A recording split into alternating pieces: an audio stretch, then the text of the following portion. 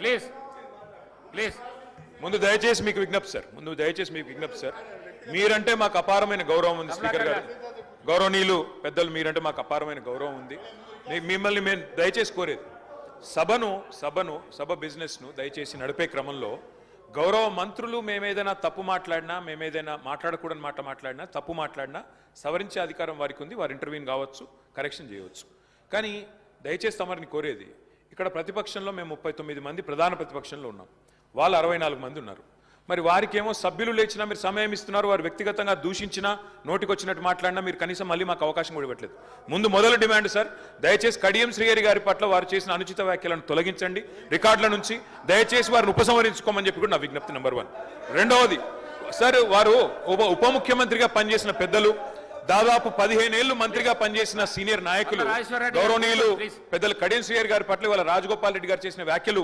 సబబు కాదు సార్ దాన్ని దయచేసి తొలగించాలి రికార్డుల నుంచి నెంబర్ వన్ సార్ రెండవది రాజగోపాల్ మీరు కూడా ఒకటి సార్ ఒక విషయం మాకు క్లియర్గా చెప్పండి మా సభ్యులు లేచి అడిగితే మరి సభ్యులకైతే ఒకటే హక్కు ఉంటుంది సార్ అందరి సభ్యులకు 119 మంది సభ్యులకు ఒకటే రకమైన హక్కు ఉంటుంది మా సభ్యులు అడిగితేనేమో మైకు రావడం లేదు మరి వాళ్ళ అవతల వైపు ట్రెజరీ బెంచెస్ లోంచి సభ్యులు అడిగినా మైక్ ఇస్తున్నారు ఎప్పుడు అడిగినా మైక్ ఇస్తున్నారు వాళ్ళని మాట్లాడమని మీరే మరి మోటివేట్ చేస్తున్నారు దయచేసి నా విజ్ఞప్తి మీతోని అందరు సభ్యులను ఒకటే ఘాటను ఒకటే పద్ధతిలో చూడాలి తప్ప ఈ రకంగా చూడడం ఇది భావ్యం కాదు కదా సార్ మీరు కూడా దయచేసి ఈ విషయంలో పునరాలోచించాలని విజ్ఞప్తి ముందు రాజగోపాల్ రెడ్డి గారు మాట్లాడిన మాటలను దయచేసి మరి రికార్డుల నుంచి తొలగించాలని మిమ్మల్ని కోరుతా ఉన్నా అధ్యక్ష వారు కూడా ఉపసంహరించుకుంటే వారి గౌరవం దక్కుతుంది అట్లా మాట్లాడడం ఒక సీనియర్ దళిత నాయకుడి పట్ల ఒక సీనియర్ దళిత మంత్రి పట్ల గతంలో 15 ఏళ్లు మంత్రిగా పనిచేసిన పెద్దల పట్ల ఆ రకంగా మాట్లాడడం వారికి మంచిది కాదు ఉపసంహరించుకోమనండి లేదా మీరైనా రికార్డుల నుంచి తొలగించాలనేది డిమాండ్ రెండవ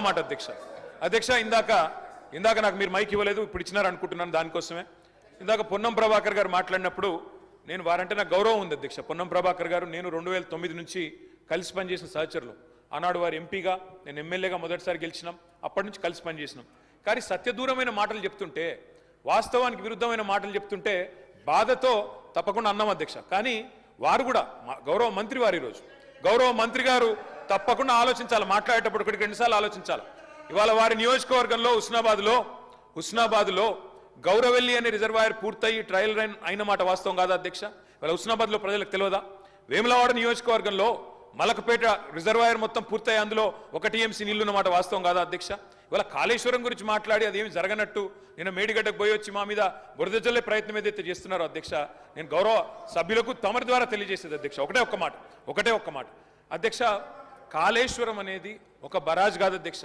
కాళేశ్వరం అంటే 3 బరాజులు 15 రిజర్వాయర్లు 21 పంప్ హౌజులు 19 సబ్ స్టేషన్లు 203 కిలోమీటర్ల టన్నల్స్ 1531 కిలోమీటర్ల గ్రావిటీ కాలువలు 141 టీఎంసీల స్టోరేజ్ కెపాసిటీ అదేవిధంగా 240 టీఎంసీల యూటిలైజేషన్ శ్రీహరి గారు ఏమన్నారు అధ్యక్ష శ్రీహరి గారు ఒకటే మాట అన్నారు స్టెబిలైజేషన్ కూడా తీసుకోవాలి ఒక ప్రాజెక్టులో కొత్తగా 97,000 కూడా నీళ్ళు ఇయ్యలేదని మాట్లాడితే స్థిరీకరించబడ్డ ఆయకట్టు ఎంత అని అధికారిని అడుగుతుంటే ముఖ్యమంత్రి గారు మాట్లాడనీయలేదన్నారు గొప్ప ఉదాహరణ నా నియోజకవర్గం అధ్యక్ష మా దగ్గర అప్పర్ మానేర్ అనే ప్రాజెక్టు నిజాం టైంలో కట్టినారు అధ్యక్ష 45లో కట్టినారు ఆ అప్పర్ మానేర్ అనే ప్రాజెక్టు కోసం ఆనాడు రాజశేఖర రెడ్డి గారి ఆనాడు ప్రభుత్వం ఉన్నప్పుడు కూడా పాదయాత్రలు జరిగినాయి దాన్ని ఎప్పటికప్పుడు స్థిరీకరించాలని నింపాలనే ప్రయత్నాలు జరిగినాయి కానీ ఎప్పుడు నింపబడ్డది అధ్యక్ష మొత్తానికి మల్లన్న సాగర్ కట్టిన తర్వాత మల్లన్న సాగర్ నుంచి వచ్చే కాలువ ద్వారా ఎప్పుడైతే కూడవెల్లిలోకి నీళ్ళు వచ్చినాయో కూడవెల్లి వాగులోకి ఈరోజు ఏప్రిల్లో ఎర్రటి ఎండల్లో కూడా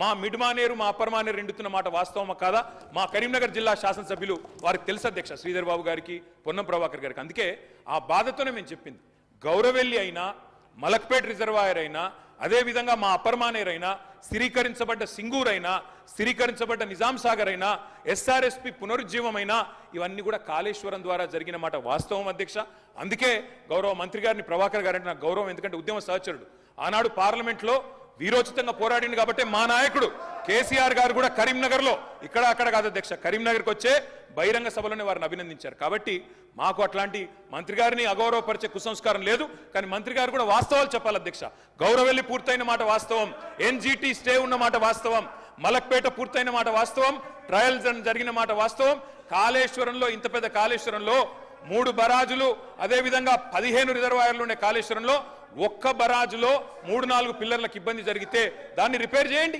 ఇప్పుడే మా గౌరవ పెద్దలు కడియం శ్రీహరి గారు డిమాండ్ చేసినారు, దాన్ని రిపేర్ చేయండి. రైతుల మీద కోపం పెంచుకోకండి. కేసీఆర్ గారి మీద కోపం ఉంటే రాజకీయంగా ప్రయోజనం కావాలనుకుంటే ప్రయత్నం చేయండి, కానీ ఆ ప్రాంత రైతాంగం పట్ల కక్ష కట్టవద్దు. నింపండి, మేడిగడ్డ నింపండి, కాళేశ్వరంలో పంపింగ్ స్టార్ట్ చేయండి. వాళ్ళ 5,000 క్యూసెక్ల నీళ్లు కిందికి పోతున్నాయి. ఇది రాజగోపాల్ రెడ్డి గారు. అధ్యక్ష, ఇప్పుడు నేను ఏమంటున్నా, అంత గొప్ప మనసున్న మనిషి కదా కేటీఆర్ గారు, అంత గొప్ప మనసున్న మనిషి. రాజగోపాల్ రెడ్డి గారు ఒక్క నిమిషం. గౌరవ ముఖ్యమంత్రి గారు.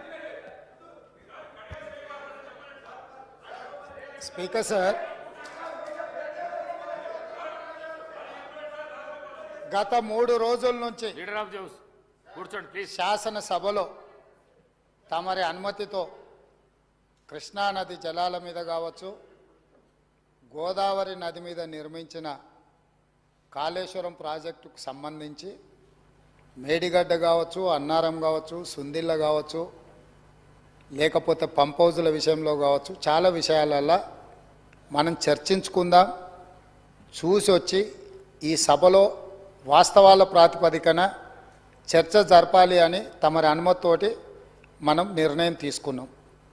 వాస్తవంగా ఈ రైతుల పట్ల, తెలంగాణ సమాజం పట్ల గౌరవం ఉంటే ప్రధాన ప్రతిపక్ష పార్టీ ప్రభుత్వ ఆహ్వానాన్ని దృష్టిలో పెట్టుకొని అందరం కలిసి అక్కడికి వెళ్ళి ఆ ప్రాజెక్టులను పరిశీలించి అక్కడ జరిగిన నష్టాన్ని, రైతులకు వచ్చిన కష్టాన్ని అర్థం చేసుకొని ఆ సమస్యకు ఒక పరిష్కారం చూపించే అవకాశం ఉండే. రాకపోను కొత్తగా వచ్చిన ప్రభుత్వమే ఏదో తప్పు చేసినట్టు, ఈ తప్పుకు కొత్తగా వచ్చిన వాళ్ళే బాధ్యత అయినట్టు, అదేవిధంగా పదే పదే భాష గురించి, మాటల గురించి మీరు ఇట్లా అంటుండ్రు, మీరు అట్లా అంటుండ్రు, మమ్మల్ని గౌరవిస్తలేరు అని ఏదైతే చర్చ జరుగుతుందో, మాజీ ముఖ్యమంత్రి గారు నిన్న నల్గొండ జిల్లాలో వాడిన భాష మీద చర్చ చేద్దామా అధ్యక్ష? ఏం బీకనిక పోయినరని అడుగుతాడా అధ్యక్ష? మాజీ ముఖ్యమంత్రిగా 10 ఏళ్ళు పనిచేసి, కేంద్ర మంత్రిగా పనిచేసి, రాష్ట్ర మంత్రిగా పనిచేసి, శాసనసభ్యుడిగా పనిచేసి, పార్లమెంటుగా పనిచేసి, గొప్పలు చెప్పుకొని జబ్బలు జరుచుకునే ఉద్యమకారుని అనేట ఆయన ప్రధాన ప్రతిపక్ష పార్టీ హోదాలో ఉండి ఒక రాష్ట్ర ముఖ్యమంత్రిని పట్టుకొని ఏం బీకనిక పోయినావు అని అడిగితే, రా ఇప్పటికే ప్రజల్ని పాయింట్ ఊడబిక్కురు, ఉన్న అంగి చొక్కా కూడా ఊడబిక్తాం. ఇప్పటికే తెలంగాణ ప్రజలు మొన్న జరిగిన ఎన్నికలలో మీ పాయింట్ ఊడబిక్కిరు. ఇవాళ ఆ పాయింట్ ఊడబిక్కితే చెప్పుకునే దిక్కులేక బొక్కబోర్లో పడితే బొక్కలు ఇరిగినాయి మీకు. అయినా మీ బుద్ధి మారలేదు. ఒక ముఖ్యమంత్రిని పట్టుకొని ఏం బీకనిక పోయినావని అడుగుతారా అధ్యక్ష? ఇది పద్ధత? ఈ రాష్ట్రం 4 కోట్ల ప్రజలు ఓట్లేసి గెలిపించిన ముఖ్యమంత్రిని పట్టుకొని ఏం బీకనిక పోయినావని అంటారా అధ్యక్ష? ఇదేనా తెలంగాణ సాంప్రదాయము? ఈరోజు నేను మళ్ళీ అడుగుతున్నా అధ్యక్ష, ఈరోజు మేడిగడ్డ మేడి పండులాక కుంగిపోతే మేడిగడ్డల నీళ్లు నింపడానికి అవకాశం ఉందా అధ్యక్ష?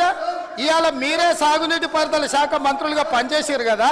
చంద్రశేఖర్ రావు గారు, హరీష్ రావు గారు ఇద్దరు సాగునీటి పారుదల శాఖ మంత్రిగా పనిచేసారు కదా అధ్యక్ష. ఈరోజు వాళ్ళకే పెత్తనం ఇస్తాం, వాళ్ళనే చేయమని ఉండ్రి. ఈరోజు ఏ రకంగా మేడిగడ్డలో నీళ్లు నింపుతారో, మేడిగడ్డ నుంచి నీళ్లు ఎత్తి అన్నారంలో పోస్తారో, అన్నారంలో నుంచి సుందిలలో ఎట్లా పోస్తారో బాధ్యత వాళ్ళని తీసుకోమని ఉండ్రి అధ్యక్ష. మొత్తం కుంగిపోయి కుప్పగూలిపోతుంటే ఈరోజు అక్కడ నీళ్లు నింపడానికి ఏమాత్రం అవకాశం లేక పూర్తిగా ప్రాజెక్టు దెబ్బతిని ఖర్చు పెట్టిన 94,000 కోట్ల రూపాయలు వృధా అయిపోయి ఈరోజు మొత్తం ప్రాజెక్టే దెబ్బతిన్న పరిస్థితుల్లో ఈరోజు ప్రజల దగ్గరికి వెళ్ళి సమాధానం చెప్పుకోలేక శాసనసభకు రావాల్సిన ఉపనాయకుడు ఇక్కడ సభలోకి రాకుండా పారిపోయి ఈరోజు చర్చ చేద్దామంటే రాకుండా ముఖ్యమంత్రి గారిని పట్టుకొని ఇట్లా మాట్లాడొచ్చా అధ్యక్ష? అందుకే నేను ఒకటే మాట అడుగుతున్నా, మీరు ఇవాళ చర్చకు సిద్ధమైతే పిలువుండి, మీ పార్టీ నాయకుడిని, మీ సభాపక్ష నాయకుడిని చర్చ చేద్దాము, రేపు సాయంత్రం వరకైనా కాళేశ్వరం ప్రాజెక్టు మీద, గోదావరి జలాల మీద ఈ ప్రభుత్వం చర్చ చేయడానికి సిద్ధంగా ఉంది. పారిపోయి ఫామ్ హౌస్లో వండుకొని ప్రతిపక్షాలుగా బాధ్యత నుంచి తప్పించుకొని మీ అవినీతి బయటపడుతుందని, కాళేశ్వరంలో మీ దోపిడీలో జైలుకి వెళ్లాల్సి వస్తుందని కేసీఆర్ ను చంపుతారా అంటారు. ఎవరికి అవసరం ఉంది అధ్యక్ష చంపాల్సిన అవసరం? సచిన పావును ఎవడైనా చంపుతారా అధ్యక్ష? మొన్నటి ఎన్నికలలో ప్రజలు ఆ పావును చేత్తో కాదు కట్టెతో కొట్టిరు అధ్యక్ష. ఆ పాము ఆల్రెడీ సచ్చింది. సచిన పావును చంపాల్సిన అవసరం మాకే ఉంది అధ్యక్ష. ఈ రోజు సానుభూతి కోసము వీల్ చైర్ నాటకాలు, వీధి నాటకాలు ఏంటి అధ్యక్ష ఇది? ఈ రోజు అవకాశం వచ్చినప్పుడు ఈ మాట్లాడండి సభలో ప్లీజ్. చర్చ చేయడానికి ప్రభుత్వం సిద్ధంగా ఉంది. ప్లీజ్ నిజాయితీ ఉంటే, మీరు అవినీతికి పాల్పడకపోతే, మీరు చెప్పినట్టు మేడిగడ్డలో 2, 3 పిల్లర్లు కుంగిపోతే దాని మీద తీసుకోవాల్సిన నిర్ణయాల మీద మాజీ ముఖ్యమంత్రి గారు చంద్రశేఖరరావు గారిని సభలోకి రమ్మనుండ్రి.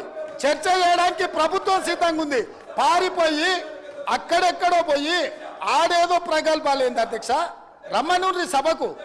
వాస్తవాల మీద చర్చ చేస్తాం, మొత్తం ఇక్కడ పెడతాం. ఇవాళ ఆయన రప్పించుకుంటాడు, ఈయన వచ్చి ఈడ కొత్త మాటలు చెప్తాడు ఈడ. కాబట్టి అధ్యక్ష, దీని మీద ఇప్పుడు జరుగుతున్న చర్చ దేని మీద జరుగుతుందో ఆ విషయం మీద చర్చించమని ఉంది. ఎట్లాగూ సాగునీటి ప్రాజెక్టుల మీద శ్వేతపత్రం పెట్టడానికి మా ప్రభుత్వం సిద్ధంగా ఉంది. మీరు ఏమేమి విషయాలు ఉన్నాయో, ఏమేమి చర్చ చేయదలుచుకుందో మొత్తానికి మొత్తం శ్వేతపత్రం సందర్భంగా చర్చ చేద్దాం. లేదు కాళేశ్వరం మీద మీరు చర్చ అంటారా? దానికోసం ప్రత్యేకంగా తమ సమయం కేటాయించండి. కాళేశ్వరం మీద చర్చ చేయడానికి మేము సిద్ధంగా ఉన్నాం అధ్యక్ష. కడియం శ్రీహరి గారు.